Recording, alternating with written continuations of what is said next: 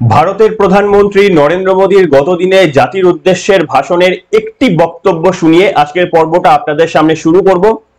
আসুন শুনে নিই। और मैं फिर दोहरा रहा हूं, हमने पाकिस्तान के आतंकी और सैन्य ठिकानों पर अपनी जवाबी कार्रवाई को अभी सिर्फ स्थगित किया है। आने वाले दिनों में हम पाकिस्तान के हर कदम को इस कसौटी पर मापेंगे कि वो क्या रवैया अपनाता है। और मैं फिर শুনলেন, তিনি গতদিনে অনেক গুরুত্বপূর্ণ প্রশ্নের জবাব দিয়েছেন, যে প্রশ্নগুলো খুব স্বাভাবিকভাবে আপনাদের আমাদের অনেকেরই মনের মধ্যে ছিল। সেই প্রশ্নের অনেক জবাব তিনি দিয়েছেন এবং তার প্রত্যেকটি জবাব আমাদের মিলিটারি পার্সনসরা যারা ব্রিফিং করছিলেন প্রত্যেক দিন তাদের বক্তব্যের সঙ্গে হুবহু মিলে যাচ্ছে। দু একটা বিশ্বকে কিছু বার্তা দেওয়া এবং আরো দু তিনটে বক্তব্য ছাড়া প্রধানমন্ত্রী নরেন্দ্র মোদীর এই বক্তব্যে নিশ্চিতভাবে আমরা আমাদের যে সামরিক বাহিনীর তরফ থেকে প্রেস ব্রিফিং শুনতাম তার সঙ্গে একেবারেই সামঞ্জস্যপূর্ণ। আমি আপনাদের সামনে এখানে আরো অনেক তথ্য দিতে চলেছি। নিশ্চিতভাবে অসাধারণ আমাদের এই সাফল্যর দিনে আজকে যখন আমাদের সেলিব্রেট করার সকলের প্রয়োজন ছিল, এই দিনটা পাকিস্তানের নাস্তানাবুদ হয়ে যাওয়ার এই দিনটা যখন আমাদের কাছে সেলিব্রেশনের দিন হওয়া উচিত ছিল, তখন খুব স্বাভাবিকভাবে এই ডেমোক্রেসির নাম করে, বাক স্বাধীনতার নাম করে এই মুহূর্তে ভারতের পাশে না দাঁড়িয়ে এক শ্রেণীর মানুষ ভারত বিরোধিতার কাজ করে যাচ্ছে। তারা বেশ কিছু রাজনৈতিক ছত্রছায়ায় রয়েছেন এবং অনেকেই রাজনৈতিক দলের তরফ থেকেই পরিষ্কারভাবে এমন স্টেটমেন্ট আসছে যে স্টেটমেন্টগুলো এই সময় না আসাই উচিত ছিল। কিন্তু আমাদের ভারতবর্ষ এতটাই ডেমোক্রেটিক যে এখানে সবার বক্তব্যকেই সমানভাবে গুরুত্ব দেওয়া হয়, অন্তত শোনা হয়। গুরুত্ব মানুষ দেয় না, কিন্তু সবার বক্তব্যই সমানভাবে শোনা হয়। আপনারা এই মুহূর্তে পাকিস্তানে কখনো দেখবেন না যে পাকিস্তানেরও দু তিনটে দল রয়েছে, সেই দু তিনটে দল অন্তত এই মুহূর্তে পাকিস্তান তো এমনি সম্পূর্ণ মিথ্যে কথা বলছে, যেখানে তারা কোনো প্রমাণ না দেখিয়ে বলছে তারা আমাদের নাকি প্রচুর লোকসান করে দিয়েছে। অথচ ভারতের মানুষ হয়ে আমরা অন্তত টেরই পাইনি যে পাকিস্তানের কোনো একটি বস্তু আমাদের এই ভূমি স্পর্শ করতে পেরেছে। আমাদের সেনাবাহিনীর তিন প্রধান তারা পরিষ্কারভাবে বলে দিয়েছেন পাকিস্তানের কোনো ক্ষেপণাস্ত্র, কোনো মিসাইল, কোনো ড্রোন আমাদের মাটি স্পর্শ করতে পারেনি। এতৎসত্ত্বেও পাকিস্তানে যখন এসব নিয়ে মিথ্যাচারের উপর ভিত্তি করে যখন জয়োল্লাস চলছে, তখন অন্তত প্রত্যেকটা পার্টি অন্য লাইনে কথা বলছে না, এক্সেপ্ট ইন্ডিয়া। তার কারণ আমরা গণতান্ত্রিক দেশ, তো গণতান্ত্রিক দেশেই সেকুলারিজমদের চাষ হয়, গণতান্ত্রিক দেশে শেকুমাকুদের চাষ হয়। আর এই শেকুমাকুরা সেই জন্য পাকিস্তান কিংবা আপনারা বাংলাদেশে এই শেকুমাকুদের অস্তিত্ব পাবেন না। সে যাই হোক, গতদিনে ভারতের প্রধানমন্ত্রী যা যা বক্তব্য বলেছেন, নিশ্চিতভাবে ভারতবাসী হয়ে এটা সেলিব্রেশনের আমাদের দিন। তিনি পরিষ্কারভাবে বলেছেন এটা শুধুমাত্র স্থগিত রয়েছে, এটা এখনো পর্যন্ত কিন্তু বন্ধ হয়নি। তার কারণ আমাদের দুই ডিজিএম এর পক্ষ থেকে যে মিটিং ছিল সেটা 5টার সময় গতকাল হয়েছে এবং সেখান থেকে দুটো মূলত সিদ্ধান্ত নেওয়া হয়েছে। তার অন্যতম গুরুত্বপূর্ণ সিদ্ধান্ত হচ্ছে যে কেউ আর হামলা করবে না, মানে কেউ দাঁড়িয়ে নতুন করে আর কেউ হামলা করবে না প্রথম থেকে, এবং দুজনাই বর্ডার থেকে তাদের সৈন্যবাহিনীদের কমাতে শুরু করবে। এই দুটোই মূলত সিদ্ধান্ত নেওয়া হয়েছে। তবে গতকালে প্রধানমন্ত্রী নরেন্দ্র মোদীর কিছু ভাষণ নিয়ে যে খুব স্বাভাবিকভাবে যে বিতর্কগুলো উঠেছে, যে কেন তিনি ডোনাল্ড ট্রাম্পকে কোনো জবাব দিলেন না, কেন তিনি ডোনাল্ড ট্রাম্পের মুখে, বিরোধীদের দেখবেন এই একটাই কথা, কেন তিনি ডোনাল্ড ট্রাম্পকে কোনো জবাব দিলেন না। দেখুন, আপনারা যদি পর্বটা শুনে থাকেন তাহলে ভারতের প্রধানমন্ত্রী নরেন্দ্র মোদী অনেকবার নাম করে কোথাও কোথাও নাম না করে বিশ্বের উদ্দেশ্যে বার্তা দিয়েছেন। কেমন? তিনি বলেছিলেন যে 9/11-এ যেভাবে টেরর হামলা হয়েছে কিংবা লন্ডনে যে ধরনের টেরর হামলা হয়েছে তার সঙ্গে পাকিস্তানের যোগাযোগ রয়েছে বলে তিনি পরিষ্কারভাবে ভারতের স্ট্যান্ড একদিকে যেমন জানালেন, অন্যদিকে বিশ্বকে জানিয়ে দিলেন যে এই পাকিস্তান গোটা দেশের জন্যই কিন্তু একটা থ্রেট। দ্বিতীয়ত তিনি যেটা পরিষ্কারভাবে বললেন যে গোটা বিশ্বর সামনে তিনি এই শব্দবন্ধ ব্যবহার করলেন যে গোটা বিশ্বের সামনে আমি বলতে চাই যে পাকিস্তানের সঙ্গে যদি ভারতের এরপরে কোনো কথা হয় তাহলে সেটা পিওকে নিয়েই হবে। পাকিস্তানের সঙ্গে ভারতের যদি কোনো কথা হয় তাহলে সেটা সন্ত্রাসবাদী নিয়েই হবে, অর্থাৎ আর কোনো বিষয়ে কোনো রকমের পাকিস্তানের সঙ্গে কথা হবে না এবং এটা দ্বিপাক্ষিক আলোচনা। অথচ সকলেই প্রধানমন্ত্রীর একেবারেই ক্লিয়ার করে দেওয়া এই মন্তব্যটা কেউ কেউ অ্যাকসেপ্ট করছেন না। অনেকেই বলছেন তিনি নাকি বিশ্বের উদ্দেশ্যে কোনো ভাষণ দেননি।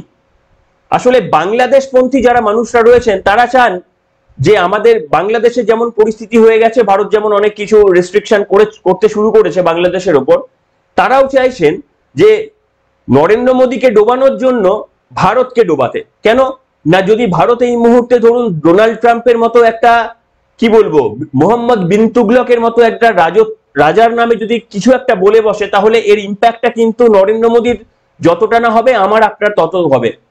জিনিসপত্রের দাম মূল্যবৃদ্ধি শুরু হয়ে যাবে এবং শেয়ার মার্কেটে ধস আসবে, আপনি যে ব্যাংকে ইন্টারেস্ট পান সেই ইন্টারেস্টটাও একেবারেই তলানিতে চলে যাবে। কিন্তু খুব স্বাভাবিকভাবেই সেইগুলোকে আটকাতে তো হবে প্রধানমন্ত্রীকেই, তার কারণ আপনি কি বললেন আমি কি বললাম সেই উদ্দেশ্য না করে দেশবাসীকে বাঁচানোই তার উদ্দেশ্য। সেই জন্য তিনি এই মন্তব্যটা করেছেন। ডোনাল্ড ট্রাম্পের নাম করেননি বলে যারা আফসোস করছেন তারা শুনে নিন, তিনি গোটা বিশ্বের সামনে গোটা বিশ্বকে সচেতন করে এই বার্তা দিয়েছেন। শুনুন। विश्व समुदाय को भी कहूंगा, हमारी घोषित नीति रही है, अगर पाकिस्तान से बात होगी तो टेररिज्म पर ही होगी। अगर पाकिस्तान से बात होगी तो पाक ऑक्युपाइड कश्मीर पीओके उस पर ही होगी।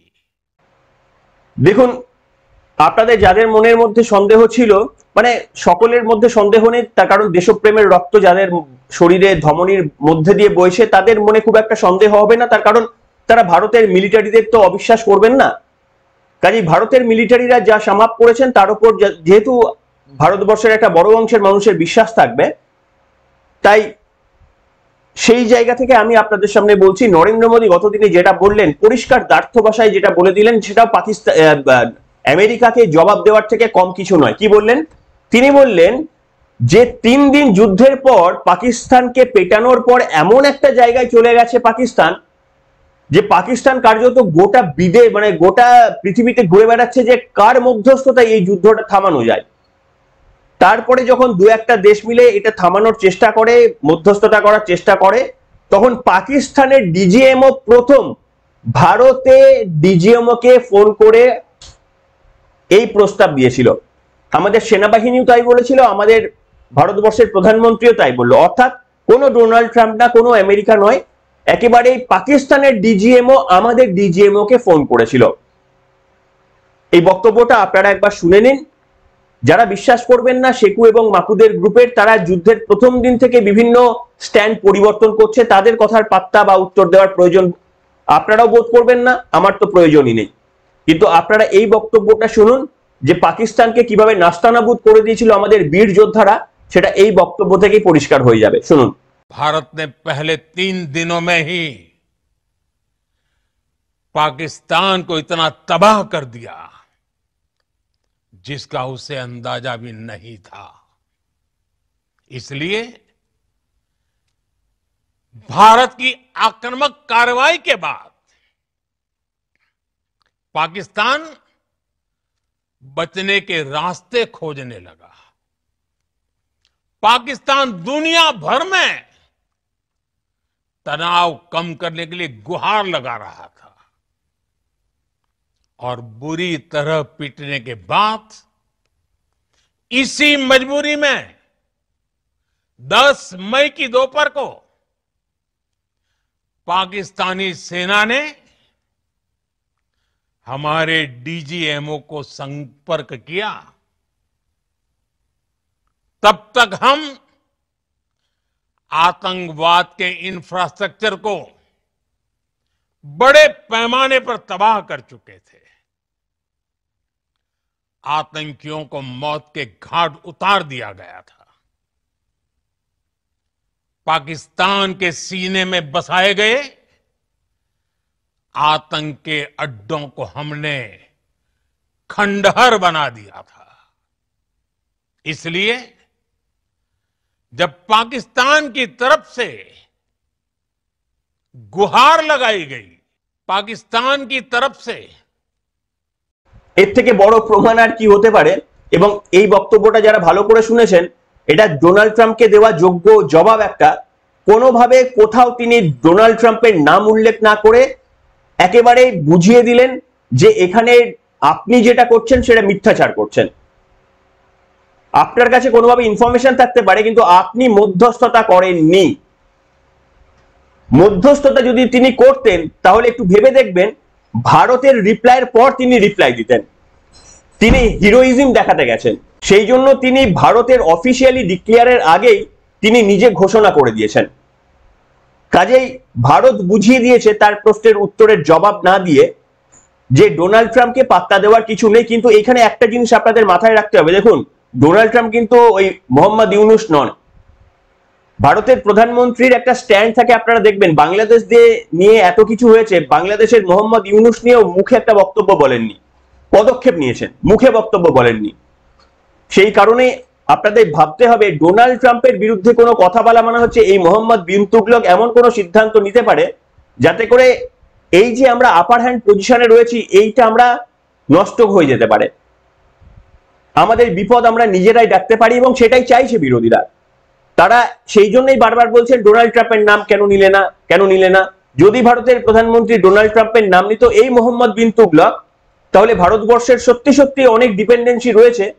আপনারা দেখছেন চীনকে কি অবস্থা হয়েছে, তো সেই জায়গায় আমরা পড়ে যেতাম। কিন্তু সেটা থেকে আমাদের বাঁচিয়েছে আমাদের এই সরকার, আমাদেরকে অর্থনৈতিকভাবে স্টেবিলিটি দিয়েছে, যেটা শেকু এবং মাপুদের পছন্দ নয়। তার কারণ তারা চায় ভারতবর্ষে ডুবে ডুবুক কিন্তু নরেন্দ্র মোদী যেন ডুবে। এইটাই যাদের ইচ্ছা, তারা এই ধরনের ন্যারেটিভ তৈরি করছে। কিন্তু যারা আমার দর্শক তারা এই মিথ্যের বেসাতিতে পড়বেন না। এবার আপনাদের আমি পরপর তিনটি বক্তব্য শোনাবো নরেন্দ্র মোদীর। এই বক্তব্যগুলো তিনি প্রথমটা বলে অত্যন্ত গুরুত্বপূর্ণ, আপনাদের জানাটা প্রয়োজন। তিনি বলছেন যে এই অপারেশন সিন্দুরটাই হচ্ছে নিউ নর্মাল, অর্থাৎ এইটা কোনো এক্সেপশনাল ঘটনা না যে অপারেশন সিন্দুর একবার হলো ব্যাস থেমে গেল। এটাই নিউ নর্মাল, যে কোনো জঙ্গি হামলা সেটাকে এইভাবেই ভারত রিটালিয়েট করবে, অর্থাৎ অপারেশন সিন্দুর চলতে থাকবে। এটা একটা বড় এক নম্বর পয়েন্টে তিনি বললেন। দু নম্বর পয়েন্টে তিনি বললেন কোনোভাবে নিউক্লিয়ার ব্ল্যাকমেল করা যাবে না। হ্যাঁ, এখানে অনেকের প্রশ্ন হচ্ছে তাহলে কি নিউক্লিয়ার ব্ল্যাকমেল হয়েছিল? আমি বলছি নিউক্লিয়ার ব্ল্যাকমেল হয়তো হয়ে থাকলেও থাকতে পারে। আপনাদের আমি গত রাতে একটা পর্ব এনেছিলাম, আপনারা যারা দেখেননি দেখে নেবেন, যেখানে আমি বলেছিলাম ইপস অ্যান্ড বার্ডস এর ভিত্তিতে কোনো কনফার্মেশন নিউজ নেই, আপনারা শুনে নেবেন, এখন আর রিপিট করব না, যে ভারত সম্ভবত পাকিস্তানের একটি পাহাড়ের কোলে থাকা নিউক্লিয়ারের অস্ত্রাগারের হামলা করেছে। আইদার সেটাকে গুড়িয়ে দিয়েছে কিংবা তার আগে একটু হামলা করে বুঝিয়ে দিয়েছে যে তোমাদের সবকিছু, তোমাদের জীবন কাঠির কন্ট্রোলটা আমাদের কাছে রয়েছে। এবং গতদিনে পাকিস্তানে একদিন অন্তর পরপর দুটো ভূমিকম্প হয়েছে, আপনারা একটু দেখে নেবেন। গতকাল ঘন্টাখানেক সঙ্গে সুমনের প্রথমে একজন ব্রিগেডিয়ারও এটা এক্সপ্লেন করেছেন, আপনারা একটু দেখে নিতে পারেন। যাই হোক, তো ভারত বলে দিয়েছে, মানে আপনাদের এবার আসবো যে এইরকম যখন অবস্থা, তখন পাকিস্তান আর কোনো রাস্তা না পেয়ে তারা অন্য কোনো অস্ত্রাগার থেকে পরমাণু অস্ত্র নিক্ষেপ করার কথা যখন ভাবতে শুরু করেছে, এই ইন্টেলিজেন্সটা যখন পৌঁছেছে, তখন কিন্তু মানে যখন পাকিস্তানকে ফোন করে আমেরিকার সঙ্গে যখন কথা হয়েছে, তখন আমেরিকা পাকিস্তানকে বলেছে যে এটা করলে তুমি জানো এর পরিণাম কি হতে পারে, তো তোমরা এই মুহূর্তে যুদ্ধ থেকে সরে আসার জন্য ভারতকে বার্তা দাও।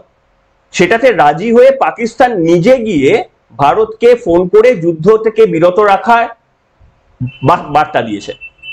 সেই হিসাবেই হয়তো প্রধানমন্ত্রী বলে থাকতে পারেন যে আমরা হয়তো ডিজিএমওর কাছ থেকে ফোন এসেছিল বলে যুদ্ধবিরতিটা করলাম, কিন্তু এই যুদ্ধবিরতি মানে এটা ভাবার কোনো কারণ নেই যে আমরা পরমাণু অস্ত্রের কোনো থ্রেটের কাছে আমরা আত্মসমর্পণ করেছি। এটা ক্লিন অ্যান্ড ক্লিয়ার করে দিয়েছেন। এটা অত্যন্ত এবং সব থেকে গুরুত্বপূর্ণ বিষয় যে কোনো পরমাণু অস্ত্রের থ্রেটের কাছে এরপর থেকে ভারত আর কিন্তু আত্মসমর্পণ করবে না, তার কারণ আপনাদের বললাম সম্ভবত ভারতের কাছে এই মুহূর্তে পাকিস্তানের প্রত্যেকটি পরমাণু অস্ত্র কেন্দ্রের মুভমেন্ট, সেগুলো কোন লোকেশনে রয়েছে, কিভাবে ধ্বংস করা যাবে সেই প্ল্যান ভারতের রেডি রয়েছে। সেই জন্যই প্রধানমন্ত্রী নরেন্দ্র মোদী এতটা বুক ঠুকে কথা বলতে পারেন। 3 নম্বর পয়েন্টে তিনি বললেন যে যারা এই জঙ্গিবাদে মদত দিচ্ছেন আর জঙ্গি কার্যকলাপ যারা করছেন এরা দুজনই সমান। এই 3টে পয়েন্ট অত্যন্ত গুরুত্বপূর্ণ পয়েন্ট, 1, 2, 3 করে প্রধানমন্ত্রী বলেছেন, এটা আমি আপনাদের সামনে শোনাবো, শুনুন। के खिलाफ लड़ाई में एक नई लकीर खींच दी है, एक नया पैमाना, न्यू नॉर्मल तय कर दिया है। पहला, भारत पर आतंकी हमला हुआ तो मुंह तोड़ जवाब दिया जाएगा। हम अपने तरीके से अपनी शर्तों पर जवाब देकर रहेंगे। हर उस जगह जाकर कठोर कार्रवाई करेंगे जहां से आतंकी जड़ें निकलती हैं। दूसरा, कोई भी न्यूक्लियर ब्लैकमेल भारत नहीं सहेगा। न्यूक्लियर ब्लैकमेल की आड़ में पनप रहे आतंकी ठिकानों पर भारत सटीक और निर्णायक प्रहार करेगा। तीसरा,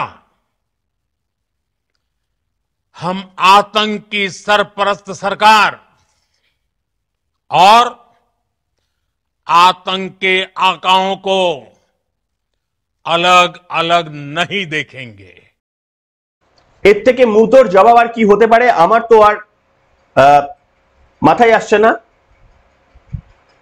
হ্যাঁ, নিশ্চিতভাবে যারা মনে করছেন যে গোটা পাকিস্তানকে দখল করে নেওয়া উচিত ছিল, সেটা দেখুন, সেটা আমরা স্বপ্নে কল্পনা করতে পারি বা আমরা ভাবতে পারি, কিন্তু ওটা বাস্তব হওয়াটা একটু শক্ত। কেন, আপনারা যদি একটা ছোট ইনফরমেশন দিই, রাশিয়া এবং ইউক্রেনের যুদ্ধে রাশিয়া ইউক্রেনকে দখল করতে পারলো না, তাই না? রাশিয়া তো ভারতের থেকে অনেক শক্তিশালী অস্ত্রের দিক থেকে পেরেছে। যুদ্ধ হয়েছে প্রায় 2 বছরের বেশি, রাশিয়া পেরেছে ইউক্রেনকে দখল করে নিতে। যেগুলো অবাস্তব, তার পেছনে দেখুন আমাদের নরেন্দ্র মোদীর এই প্রশাসনের উপর এতটা ভরসা বা বিশ্বাস ছিল, আমরা ভেবেছিলাম যে পাকিস্তানকে ওয়াইপ আউট করে দেবে, কিন্তু সেই ওয়াইপ আউটটা মানে বাস্তবে করা আর যেটা ভারত করে দেখিয়েছে সেটা একই। পাকিস্তানকে বেছে বেছে পাকিস্তানের একেবারে প্রাণ কেন্দ্রগুলোতে হামলা করে ভারত বলে দিয়েছে যে তোমাদের কন্ট্রোলটা আমার কাছে রয়েছে। কিন্তু চাইলেই তো কোনো দেশকে ধ্বংস করে দেওয়া যায় না, তার কারণ তারপরে যে ইমপ্লিকেশনসটা হবে সেটা কেউই সহ্য করতে পারবে না, কোনো ভারতীয় সকলেই এর পরিণাম কেউ নিতে পারবে না। তাই সেই কারণে আপনাদের সামনে বললাম যে নরেন্দ্র মোদীর এই বক্তব্যগুলো অত্যন্ত গুরুত্বপূর্ণ ছিল। সর্বশেষে যে বক্তব্যটি বলে শেষ করব, তিনি আরো 2টি পয়েন্ট বলেছেন। টেরর আর ট্রেড একসঙ্গে হতে পারে না এবং খুন আর পানি এক নদীতে বইতে পারে না। অসাধারণ বক্তব্য বলেছে, খুব ভালো লেগেছে। অর্থাৎ পাকিস্তানের সঙ্গে কোন রকমের বিজনেসের যেগুলো বন্ধ ছিল সেগুলো বন্ধই থাকবে, এগুলো নিয়ে আর পরবর্তী কোনো সিদ্ধান্ত পুনর্বিবেচনার কোনো সম্ভাবনা নেই। এবং ইন্দাস ওয়াটার ট্রিটি সব থেকে বড় আঘাত, যার আঘাতের পরিণামটা আমরা 6 মাসের পর দেখতে পাবো, 1 বছর পর দেখতে পাবো, সেটা নিয়েও বলেছেন যে এই খুন আর জল একসঙ্গে বইতে পারে না। জওহরলাল নেহেরু যে ভুল করে এসেছিলেন, যে ভারতের মাটি থেকে সৃষ্টি হওয়া নদীর জলের 80% পাকিস্তানেই চলে যাবে আর 20% আমরা পাবো, যে ঐতিহাসিক ভুল করেছিলেন জওহরলাল নেহেরু, সেটা শুধরে দিয়েছেন নরেন্দ্র মোদী। হ্যাঁ, কিন্তু যাদের বিশ্বাস লাগবে না, যাদের মনে হবে না এটা ঠিক না, যারা খুশি ছিলেন 20% জল নিয়ে, জওহরলাল নেহেরুর ওই ভুল নিয়ে যারা খুশি ছিলেন, তারা জয়গান করবেন, ইন্দিরা গান্ধী জয়গান করবেন।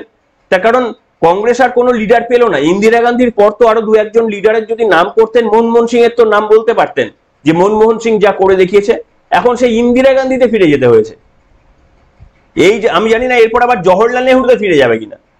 অর্থাৎ কংগ্রেস বুঝিয়ে দিচ্ছে যে ইন্দিরা গান্ধীর পর আর কংগ্রেসের কেউ নেই, তাই না?